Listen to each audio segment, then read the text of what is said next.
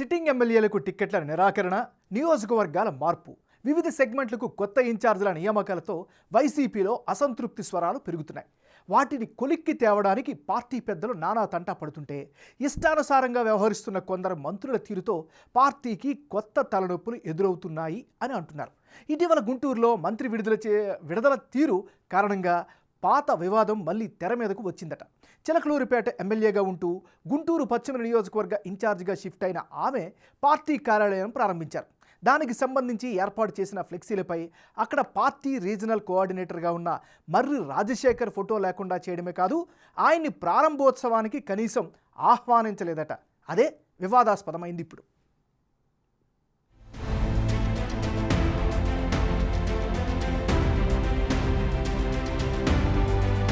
వైసీపీలో సీట్ల మార్పు ఎఫెక్ట్ పాత విభేదాలను మరోసారి తెరపైకి తెచ్చింది.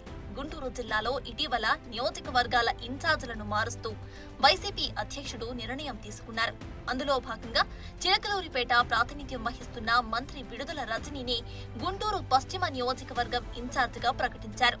దీంతో గుంటూరు పశ్చిమ నియోజకవర్గంలో విడుదల రజనీ పార్టీ కార్యాలయాన్ని ప్రారంభించారు. చిలకలూరిపేటకు చెందిన వైసీపీ సీనియర్ నేత మర్రి రాజశేఖర్ ప్రస్తుతం గుంటూరు, కృష్ణా, ఎన్టీఆర్ జిల్లాలకి రీజనల్ కోఆర్డినేటర్ గా ఉన్నారు. అయితే కార్యాలయం వద్ద ప్రారంభోత్సవం సందర్భంగా ఏర్పాటు చేసిన ఫ్లెక్సీల్లో మర్రి రాజశేఖర్ ఫోటో కనిపించలేదు.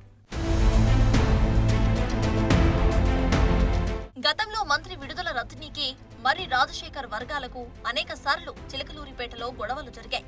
ఆ క్రమంలో రెండు వర్గాలు పోలీస్ స్టేషన్లకెక్కి పరస్పరం కేసులు కూడా పెట్టుకున్నాయి. అప్పటిలో రజనీ, మర్రి గొడవల కారణంగా పల్నాడు జిల్లాకి పార్టీ అధిష్టానం మరొకరిని రీజనల్ కోఆర్డినేటర్ గా నియమించింది. అయితే గుంటూరు పశ్చిమానికి ఇన్ఛార్జ్ అయిన రజనీ పల్నాడు జిల్లా నుంచి గుంటూరు జిల్లాకు షిఫ్ట్ అవ్వాల్సి వచ్చింది. అక్కడ పార్టీ రీజనల్ కోఆర్డినేటర్లు ఇద్దరు ఉన్నారు.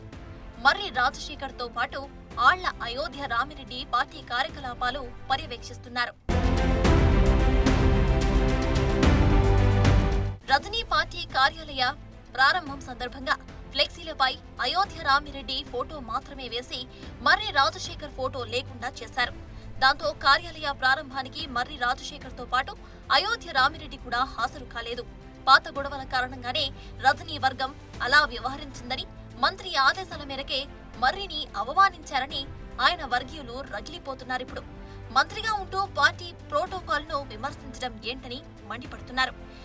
ఏదేమైనా ఎన్నికలు సమీపిస్తున్న టైంలో ఇలా పాత వివాదాలు మళ్లీ రచ్చకెక్కుతూ ఉండటం వైసీపీ పెద్దలకు తలనొప్పిగా మారిందట.